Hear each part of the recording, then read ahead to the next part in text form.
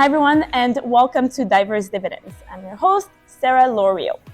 So for today, I have a very special guest who you've already met. He needs no introduction. We have Jon Erlichman, host of Take Your Take, a YouTube series that's 100% focused on financial literacy.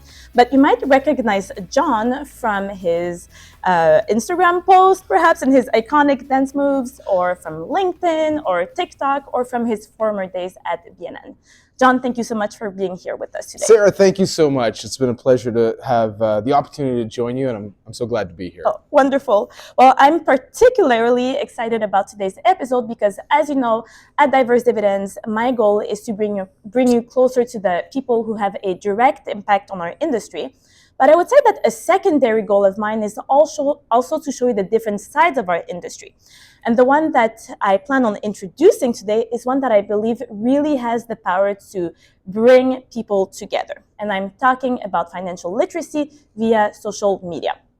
And so in today's episode, we will talk about Jon's transition from traditional media to using social medias to share his message. And we'll also talk about his vision and the legacy that he wants to leave behind. Does that work with you? Wow, that sounds really exciting. I'm so excited to be here with you, Sarah. Perfect. I already know that this is going to be the most fun interview thus far. Well, I'm excited to be here. It's great to be with you. Perfect. So for our listeners, you probably know by now, if you've watched one of our interviews, that I like to start every interview with asking my guest about their professional journey. And we'll get there, but Okay. A surprise question. Okay. Jon, you used to sit in my seat as the interviewer. Yeah. So I'd like to know how it feels to be on the other seat as being the interviewee. Oh, it always feels a little uneasy, I have to be honest, Sarah. I'm used to having all the cards and asking the questions, and you realize on the other side, it's tough. And but it you know what? It's great to be able to really. Because you're right, I have a really strong conviction around financial literacy, and it's my hope to have an advocacy role for it as well, because it's all around us. And I think one thing that we learn is that money matters to everyone, and the ability for more people to understand the markets and learn from the markets and make better decisions. It's a really exciting thing. So even though I'm less comfortable in this seat, I'm very excited to talk about this subject. So I'm going to try my best. Wonderful. And you know what? If you have any advice along the way for me as the interviewer, I will take them. You do a great job already. None so far. Wonderful. Okay, so I guess my second question for you is, well, you've had a very rich career at BNN in traditional media, and you've grown to become anchored, pun intended, as one of the foundational members at BNN. And now you've transitioned to being in financial literacy full-time. So can you tell us about your professional journey and the transition? Yeah, well, it's true. I spent 25 years doing traditional media work and traditional television work, and the bulk of that was financial media work. And it was an exciting time. You know, when BNN launched as a channel, that was a time when not only was there a growing interest in investing, you know, it was a time when people were starting to learn more about internet companies, for example, just as now they're very curious about technology again.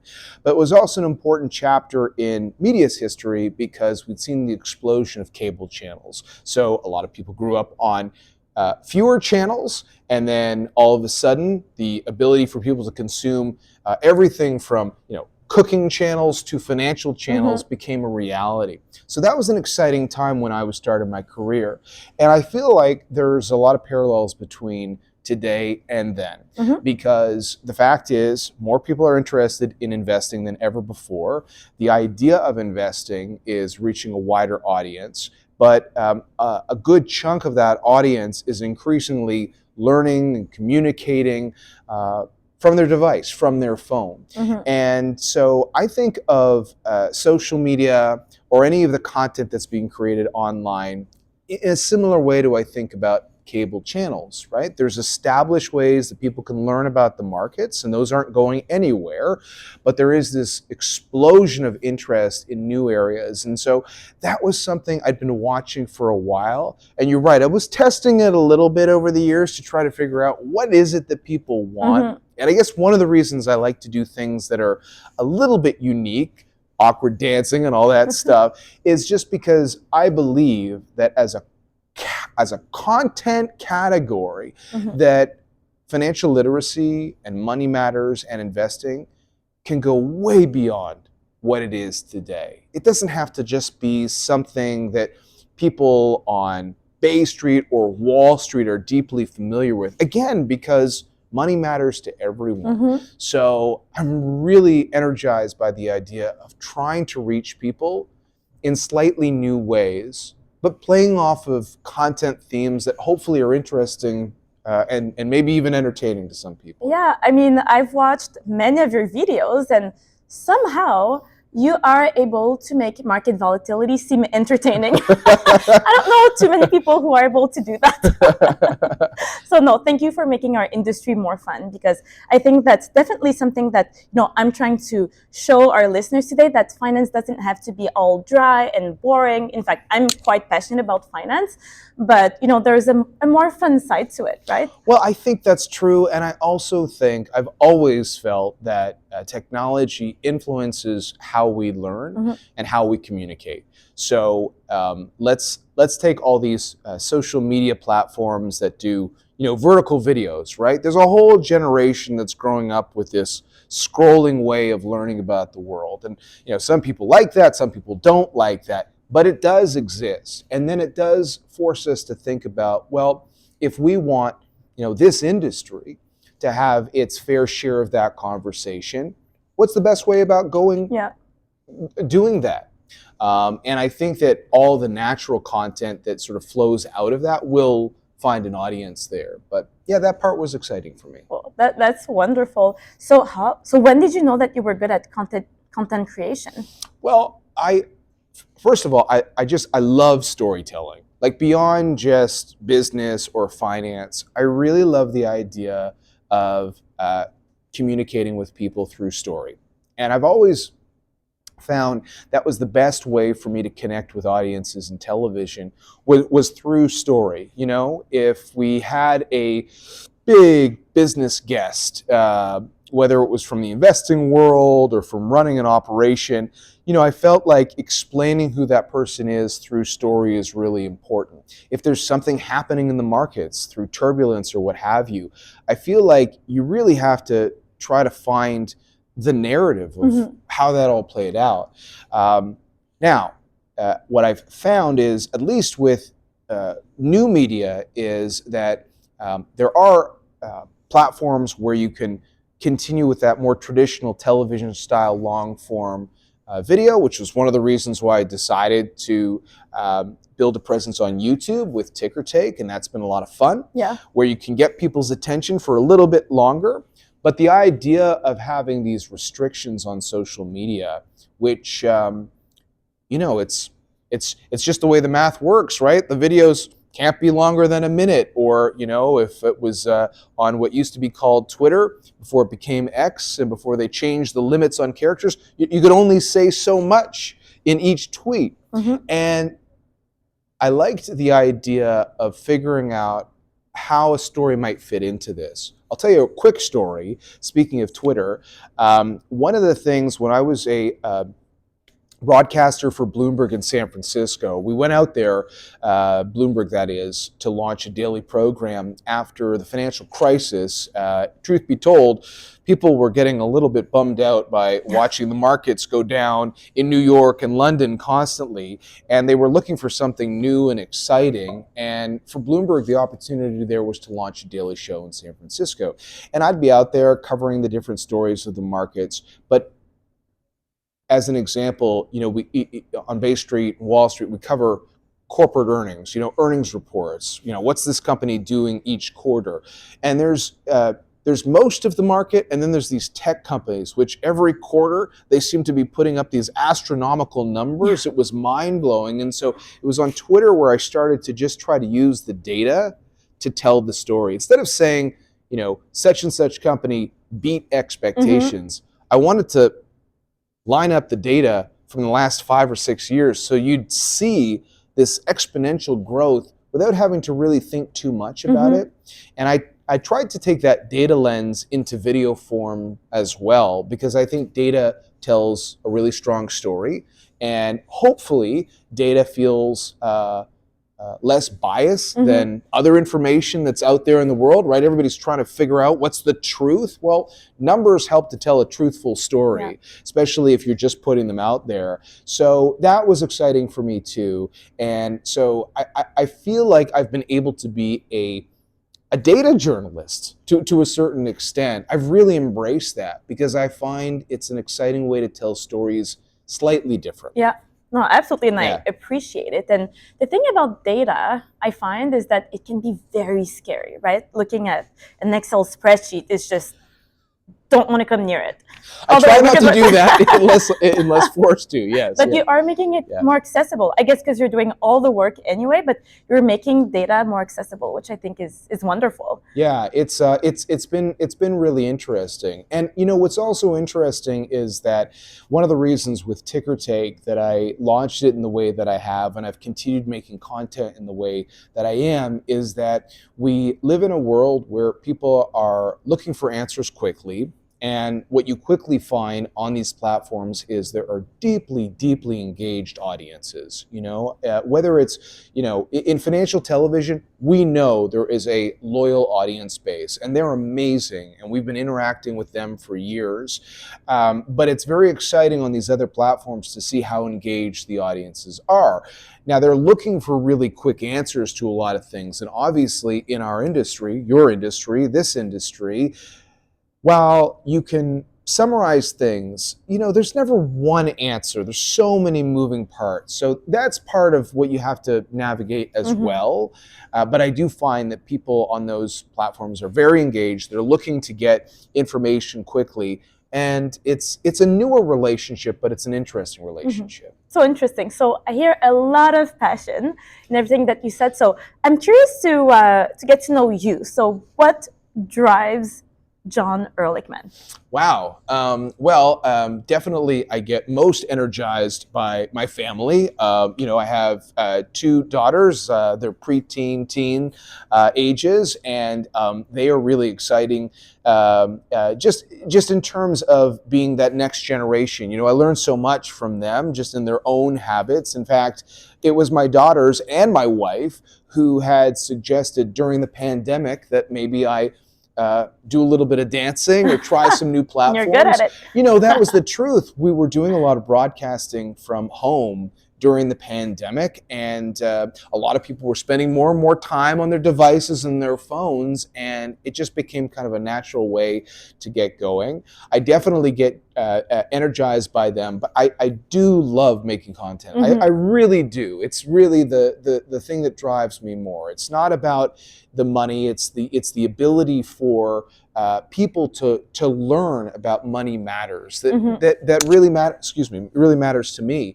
And so that's definitely part of it. I didn't know that I was actually going to go down this road, though.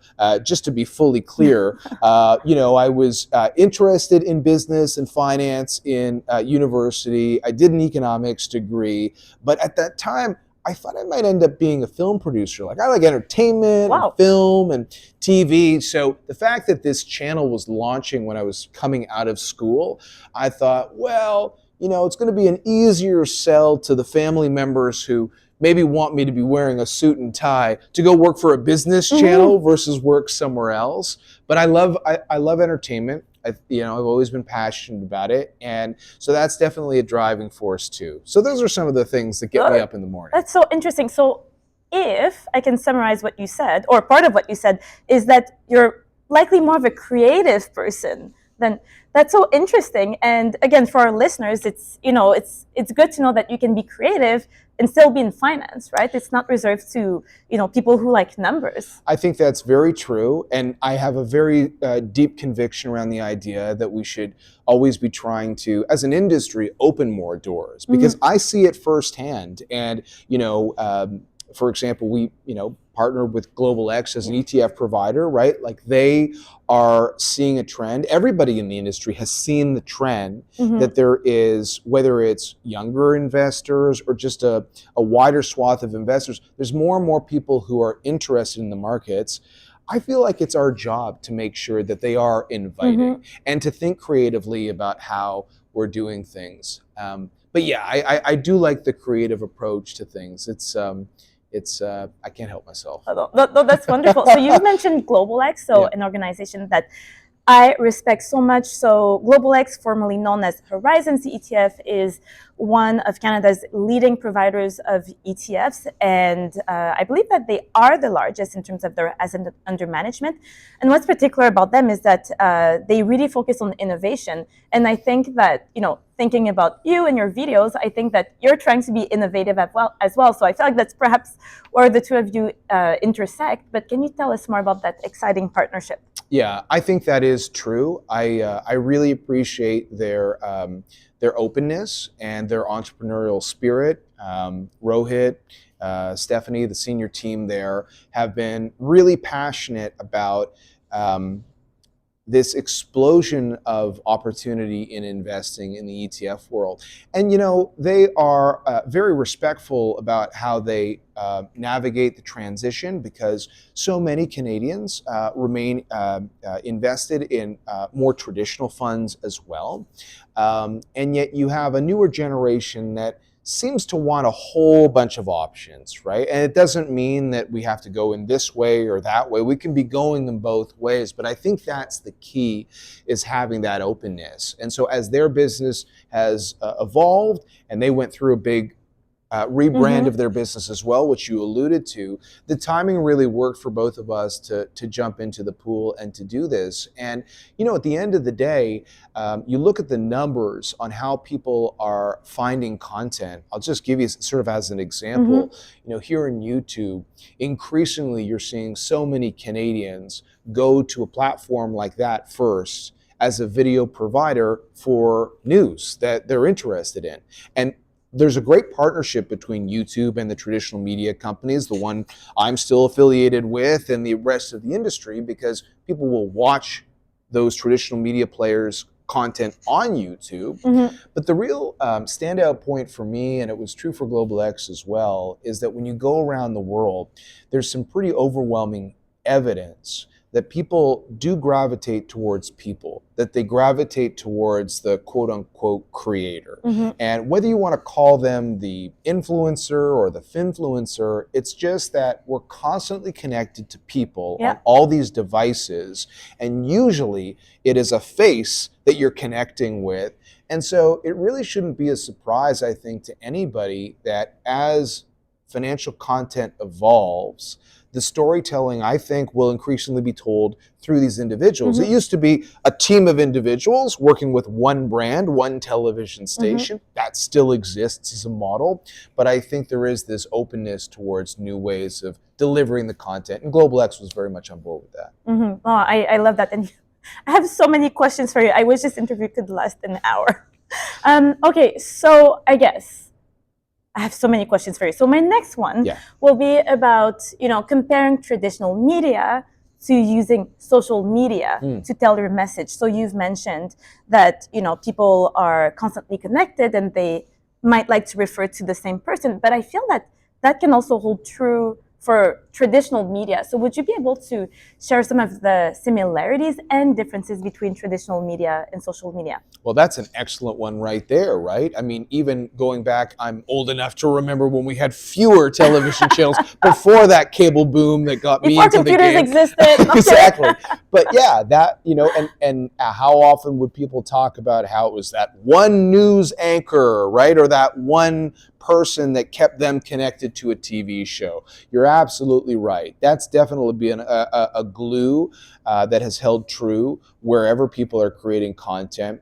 I think one thing that has changed, and really this is just the reality of the times we live in, is that linear programming, which still has a very dedicated audience. You know, BNN Bloomberg remains. I'm a contributor there, and look, they have a loyal audience of people who are watching the tick by tick of what's happening every day.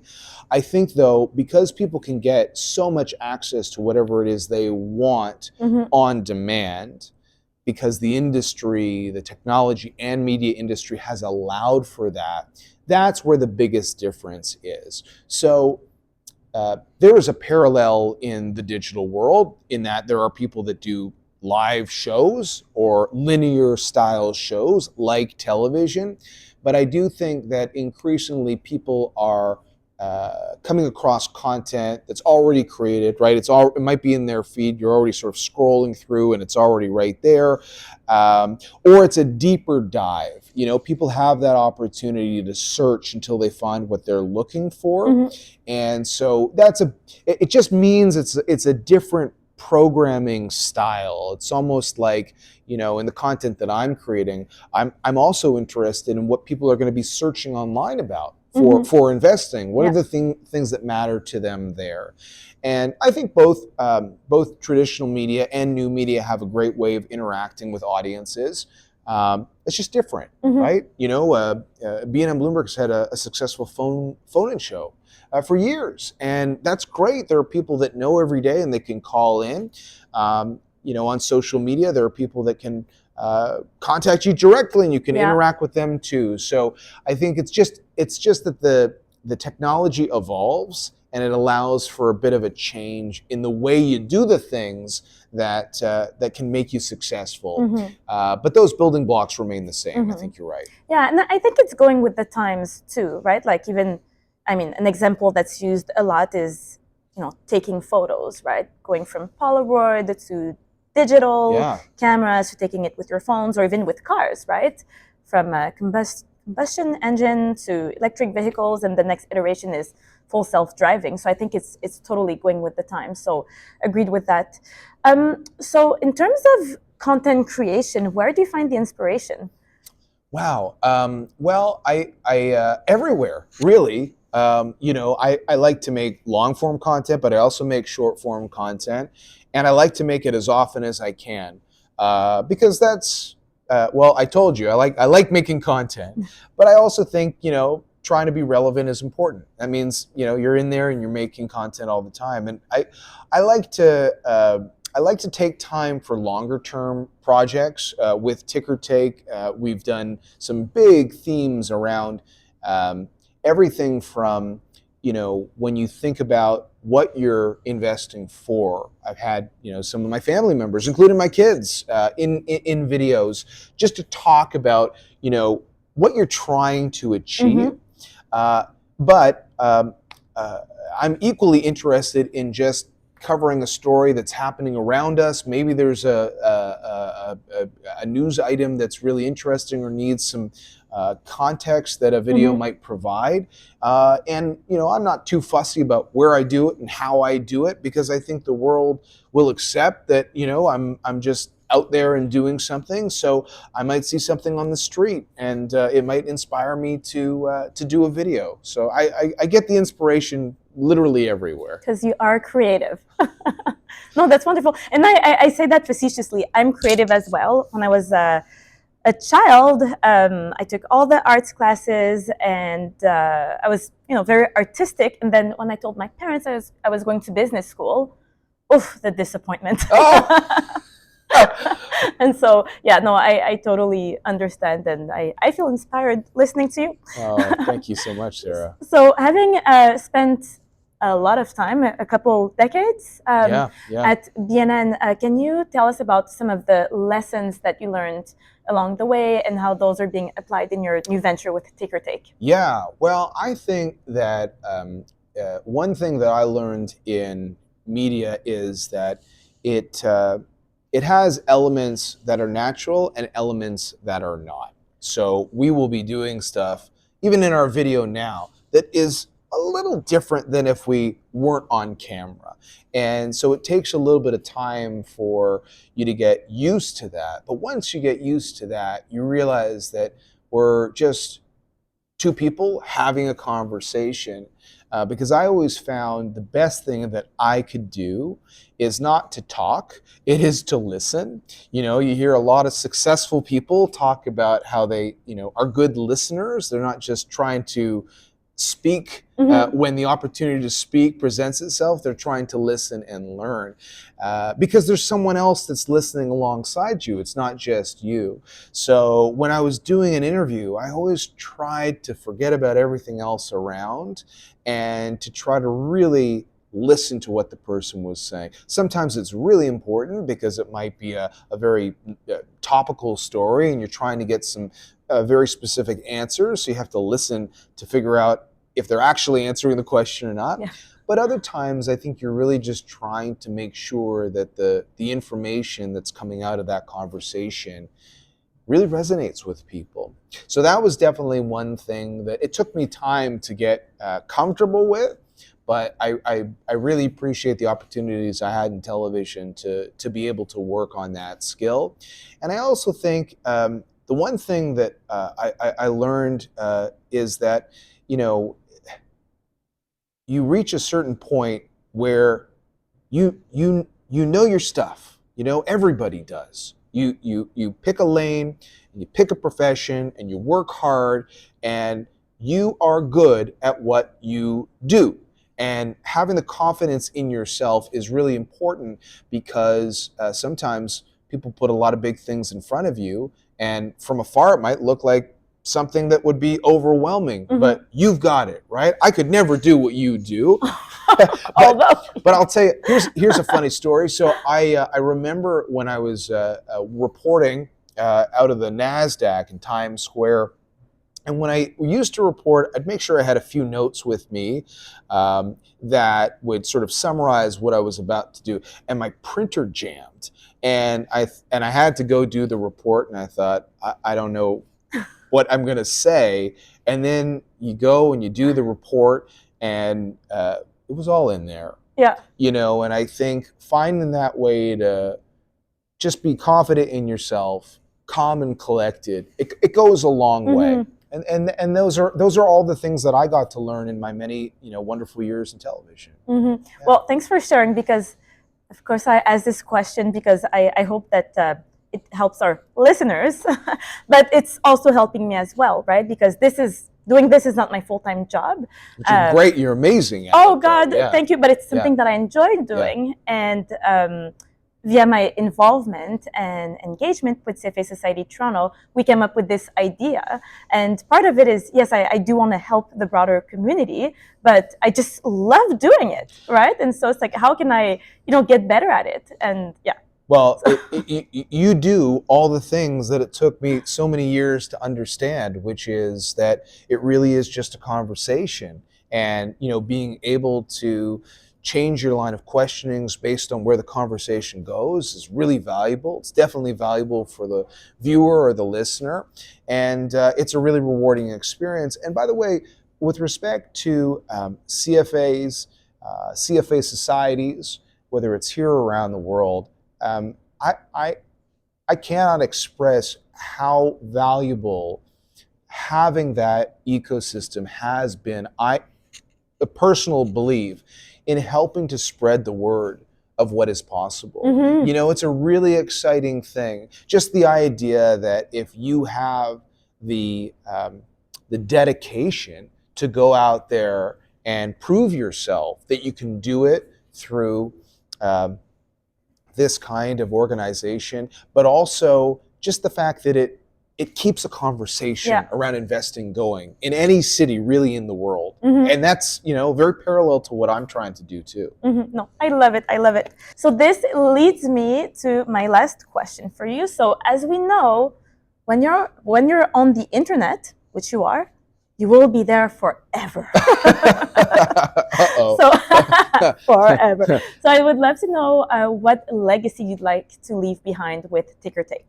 Oh, at the end of the day, I will say that in the short amount of time that we have been off the ground, and we've had, even in our first 3 months, we had about 250 million impressions around the world, which was deeply meaningful to me.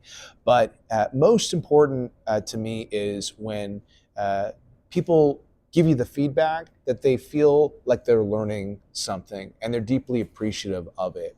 And because the internet is worldwide, you're reminded there are people that know a lot about these subjects and people who are just starting out. Mm-hmm. And I really have gotten the most value in my career out of people just having the opportunity to learn through me, not necessarily from me. I've always wanted to be that conduit towards all these amazing things that I've had access to. That absolutely would be the legacy that I would want to leave. It's my passion. It's my driving force for doing this, and hopefully the internet will let me keep doing it.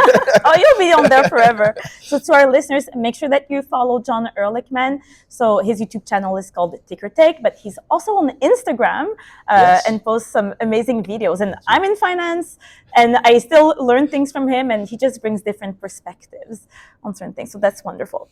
So Jon, this leads me to the second part of the interview called the dividends question. So our listeners who have tuned in, they're here because, of course, they want to learn from you, or as I'd like to say, they like to reap dividends from having invested their time watching this interview. But I like to ask every guest that comes on the show the same 3 questions. So the dividend questions can be viewed as rapid fire questions. Okay. Are you ready? All right. That's code for keep it shorter, Jon, because I can talk sometimes. It's exactly what it means. Okay, sounds good. Okay, so number 1, what do you love about what you do? It allows me to dance in a suit, which I don't think a lot of people are doing. Definitely not. 2, what's one thing that you've changed your mind on recently? Well, I would say that I had been doing a lot of videos that were more about investing, and I hadn't started doing too many interviews yet in the first few months of Ticker Take. But I've started doing interviews again, and I'm excited about it because I love them. It's something I've been doing for a lot of years, and so I'm excited to roll more of them out. Cool. And number 3, what advice do you have for our listeners who are looking to grow their careers? I would say go for whatever it is you've been put on this earth to do. I think that we all struggle, well, we might not all, I did, in knowing whether or not what I'm doing is what I really feel I should be doing, or whether it's something that I'm doing on behalf of others.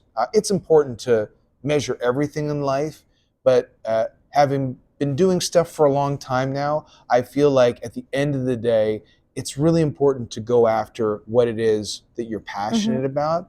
And if you want to achieve success in doing that, you do have to not just go after it, but just keep going and not always worry about what other people are saying or what you might think they're saying. Consistency is really important.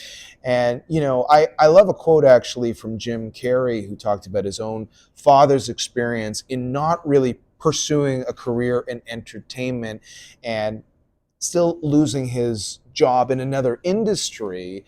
And his message was, you might as well do what you love, because you might not be able to have the kind of success that you want if you're not doing what you love. So go after. I would really encourage people to do it.